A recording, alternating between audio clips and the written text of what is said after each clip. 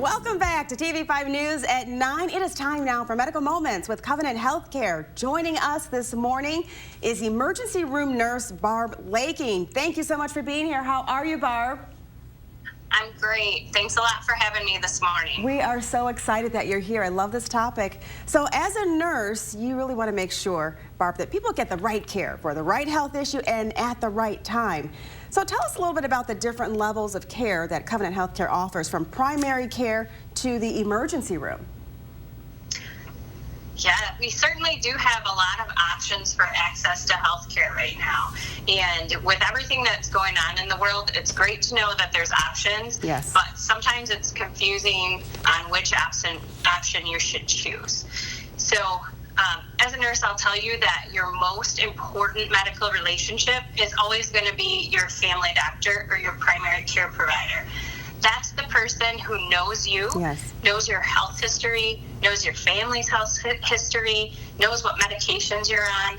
They kind of guide you through life's milestones as far as important tests, when you should get certain vaccines. They help you with your children and where they should be in their health journey.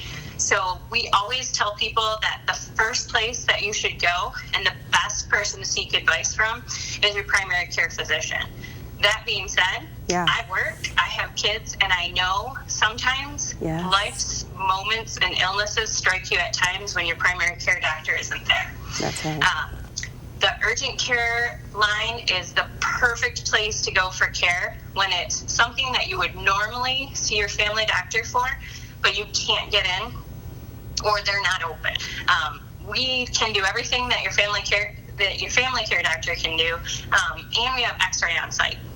Oh, that's the thing perfect to remember with urgent care is the blood tests that we do, we're limited to what we can do right there in the clinic. So a lot of times, if our provider is seeing you and they want to do additional blood work on you, or they think it's something that you would need a CAT scan or an ultrasound, both of which are more detailed tests, it might be a time for us to go to the emergency care center. And so sometimes we're a great first stop, but you have to remember that we also have limitations, and we might need you to go down the road and see our friends in the emergency care center.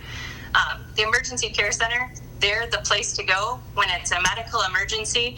It's something that is or could be life-threatening, or you need a lot of tests and you need the results now. I love that. So for your urgent care, Barb, that phone call to your family care doctor, your primary care physician, a lot of times will help guide you on which option to choose. Yeah. So for your urgent care, Barb, you have the MedExpress as well as Fast Care. I know that when I found the garage, I had to go to urgent care. I went to Covenant as well, urgent care, and my little one, he broke his finger when he was playing basketball. That was perfect, and you know, it's at those times when you really need it, so that comes in handy.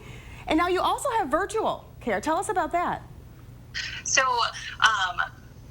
the recent events of the last year and a half have made us have to think outside the box. And so a virtual care option is there for both primary care as well as urgent care. Remember, the virtual option is not going to get you the same experience because we can't lay our hands on you. We can't listen to your lung. We can't look in your ears or in your throat. But it is the perfect option for people who have a rash, for kids who have pink eye, for patients who've got this cough and they don't know where the next step to go. We can do follow-up stuff on virtual urgent care. With your family doctor, we can do, a lot of times we've used it for people who are like thinking they might need a COVID test or been exposed to COVID-19, and they know they don't want to go out and expose other people. So virtual care is perfect in those situations. Sure. And then urgent care visits, like you were saying, are not replacements for your primary care doctor. You want to reiterate that point. That's very important. Correct. Yeah. Correct. We're there, you know, in that moment for what's going on in that moment. Yeah. Like you said, your kid broke his finger. Yes. You know, we're there for a sports injury that happens that night. When you want to make sure that it's a sprained ankle and not a broken ankle. Yes. When you want to make sure that that football tackle just hurt some ribs and didn't break ribs. But we're not the person that's going to look through your whole history, refill your maintenance medications, or be able to give your child scheduled vaccines. We are there, though, to fill that gap, to be a more convenient location at sometimes a more convenient time. Nobody wants Friday night their little one to be crying with an earache and have to wait till Monday. Yes. You know, we're the place to go in that situation. And I love that. Will you tell us some of the symptoms, Barb, that people need to consider if they need to go to the emergency room? Let's say they're trying to make that decision. Sure. The emergency care center, like I said, that is for your life-threatening or severe medical emergencies. Okay. If you got stung by a bee and you know that you have an anaphylactic reaction, you're a person that has to take an EpiPen, you need to go to the emergency room.